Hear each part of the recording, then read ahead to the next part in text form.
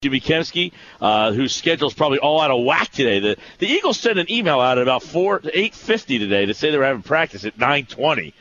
Is that to try to get everybody not to show up? Impending weather, perhaps. Impending weather. Chip Kelly speaks tonight at 5 o'clock. Jimmy Kempski joins me now with a look at the Eagles as 3 out of 4 all of a sudden. This team's heading to the Super Bowl. Yeah, everyone's going to be. I knew as soon as that game was over Sunday night that everyone was going to be all eagled up this week. And, I don't know if I really see that so much. I think that, people are still kind of cautious in their their expectations going forward. But, obviously that was a big win. No, I think you're right. I don't get the feeling after the win that people are putting their arms around and hugging this team just yet. But are you seeing signs? Are you seeing signs that it seems like the theme has been, more comfortable, more and more weeks together? That seems like it's been the theme over the last 2 weeks. Are you seeing that this team is more of a cohesive group? Yeah, maybe. Bradford, I think, had his best game of the season on Sunday night. And, I've said this a number of times, I believe, on your show, where, you look at the difference between the offense and the defense. And the defense, their front seven anyway, before Jordan Hicks got hurt, every single one of those players on defense, with the exception of Hicks, has been together and starting since Chip Kelly and Billy Davis got hired there. So you have this cohesive unit there that was not good in 2013. They got better in 2014. And then this season, they're a legit top 5, top 10 kind of defense. And then conversely, you look at the offense, and there's a new quarterback. There's a new running back. There are new receivers. They have 2 new starters at guard. So you have just up and down the depth chart on the offensive side of the ball. You have a lot of players playing together who have never played together. So, yeah, I think there's a lot to, then kind of building cohesion and cohesiveness and whatever over the course of the season. And, I think there's reason to believe that they'll continue to get better as they play more together. Yeah, and the key to all that is Sam Bradford. And, over the course of the first couple of weeks, I don't know that you could say in the Dallas game, man, Sam Bradford won them that game. He was outstanding. He was excellent. But he certainly seemed like a more comfortable guy. But in the first half, Jimmy, I don't know if you agree, but it seemed like they were coaching that game with no confidence in their quarterback. And in the second half, that changed dramatically. I hadn't looked at it that way. But yeah, I can see that. Yeah, I think they're taking a little bit more of a cautious approach in the first half, and yeah, I think there's some logic in doing that because obviously if you're going to rank the 3 units on the Eagles, defense or special teams are going to be 1 or 2 depending on your preference there, and then the offense is clearly going to be number 3. So I think maybe there's some logic in kind of having those 2 units win you the game. As opposed to trying to have the offense do too much. Obviously, the head coach is an offensive mind, so a lot of times you'll kind of see him. Yeah, I mean, obviously they run that fast-paced offense, and he wants to attack. But yeah, I think there's some logic in what you're saying there, where they may have had a little bit more of a cautious approach. I'd have to kind of look at it again to see if I agree with that. But just my sense is that maybe that was sort of part of the game plan. You hear that, listeners? He said I had logic, so take that. Sports Bash 97.3 ESPN. Jimmy, you wrote a piece over at phillyvoice.com about whether or not Chip Kelly kind of gave us a little glimpse about the future for Sam Bradford.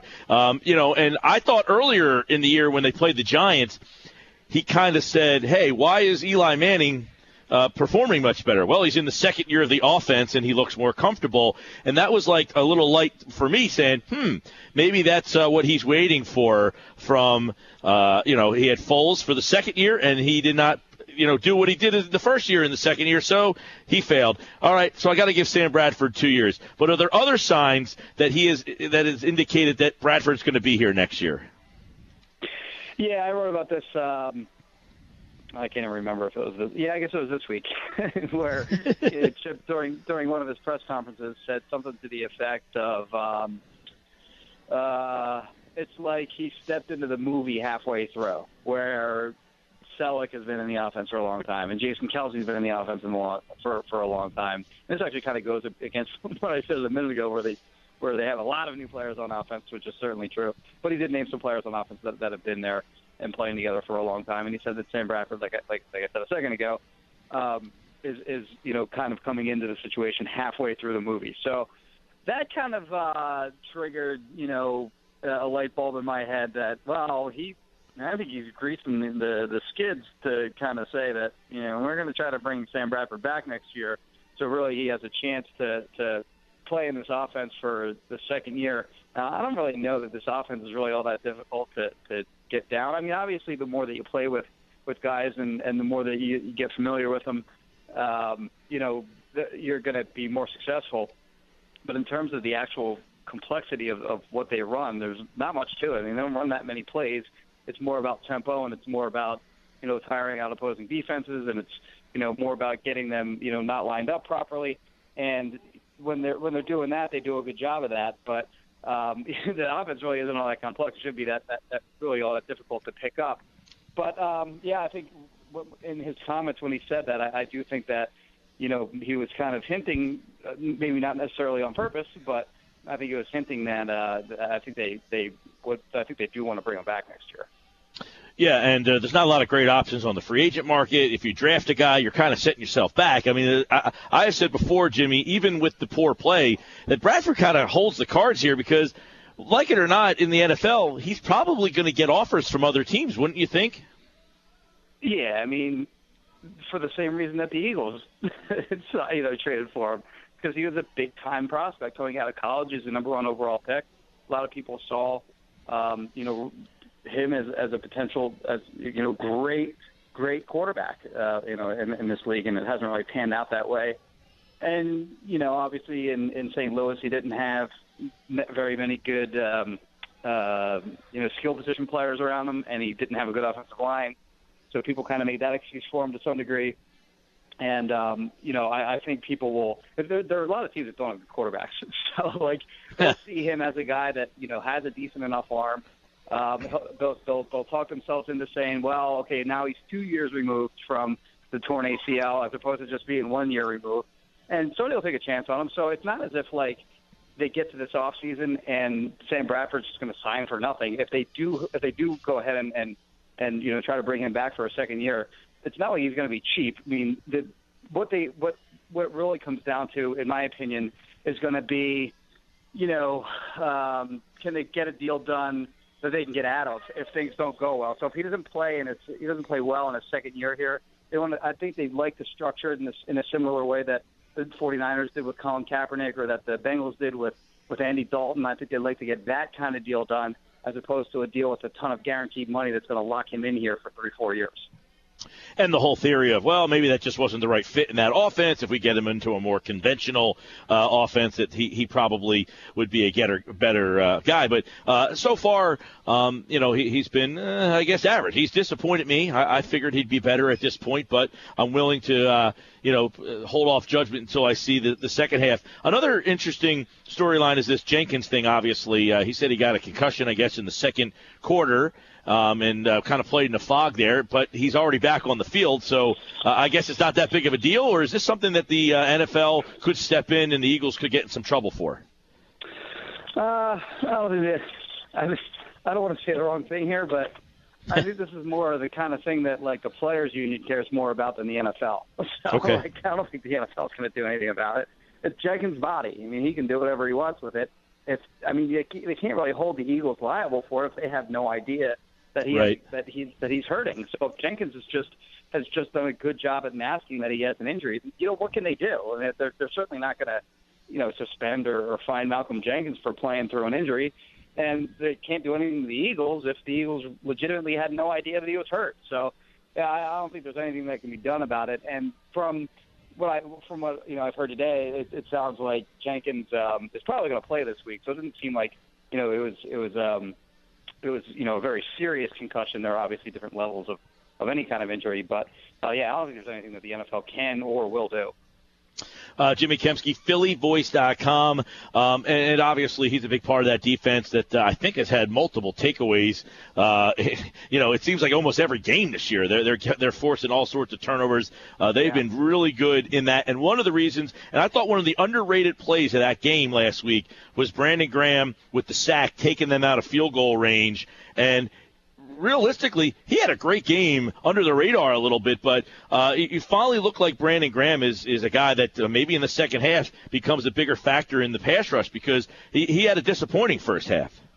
Huge game. You're right. And he not only had the 2 sacks, but he forced fumbles on those plays. And Cowboys were fortunate to jump on the ball both times, but they could have been much bigger plays than what they were if they just got a better bounce. And what he did in that game was really impressive in the sense that he beat Tyron Smith twice. I mean, we're talking about an all-pro caliber type of left tackle, like one of the best left tackles in the NFL. And he did it by kind of setting up his pass rushers. So what he did was he went bull rush, bull rush, bull rush.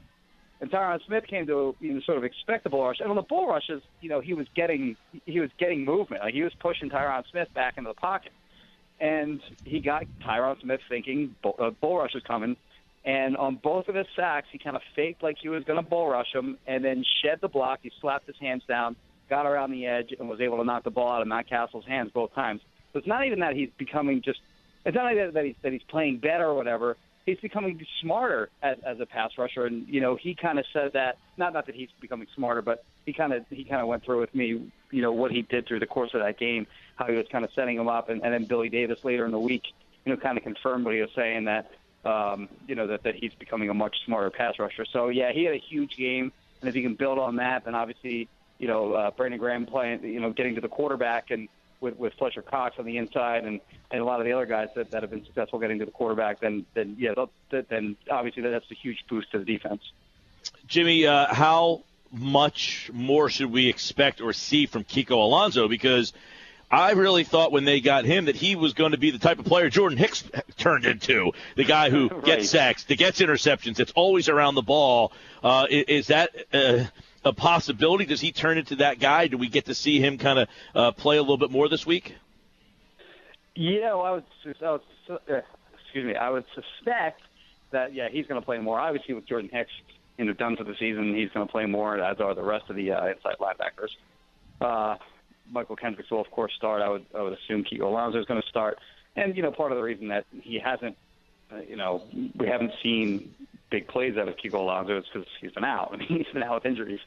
So, I don't know exactly where he is percentage-wise in terms of health, but, he's going to get his opportunities going forward. And, he's a guy that's good in coverage. He had a ton of tackles his rookie season a couple of years ago with the Bills.